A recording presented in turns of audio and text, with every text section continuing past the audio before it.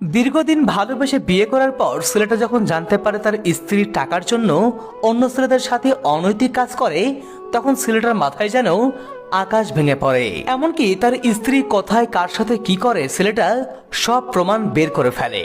আর তখনই বের হয়ে আসে এই মেয়েটির সুন্দর চেহারার পেছনে লুকিয়ে থাকা এক অন্ধকার জগৎ, যা জানলে আপনি অবাক হয়ে যাবেন এবং সেই সাথে সুন্দরী নারীদের প্রতারণার ফাঁদ থেকে সতর্ক থাকতে পারবেন। স্ক্রিনে যে ছবি দেখতে পাচ্ছেন, ছেলেটির নাম আলিমুজ্জামান অপূর্ব এবং মেয়েটির নাম মুক্তা আক্তার। তাদের দুজনের বাড়ি মানিকগঞ্জ জেলায়। এই মেয়েটি ছেলেটার দুঃসম্পর্কের খালাতো বোন ছিল, ফলে ছেলেটা ছোটবেলা থেকে মেয়েটাকে পছন্দ করত।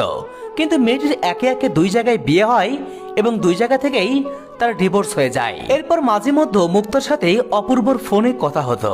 এভাবে কথা হতে হতে অপূর্ব ছেলেটা একটা সময় সৌদি আরবে চলে যায়, আর মেয়েটি মানিকগঞ্জ একটা সুপার শপে জব করত। এরপর ৩-৪ বছর তাদের মধ্যে কোনো কথা হয়নি।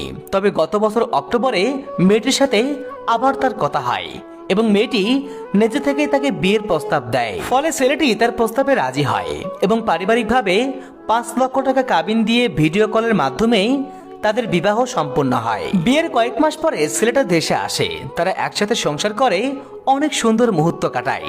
এভাবে ৪ মাসের ছুটি শেষে ছেলেটা আবারও সৌদি আরবে চলে যায়।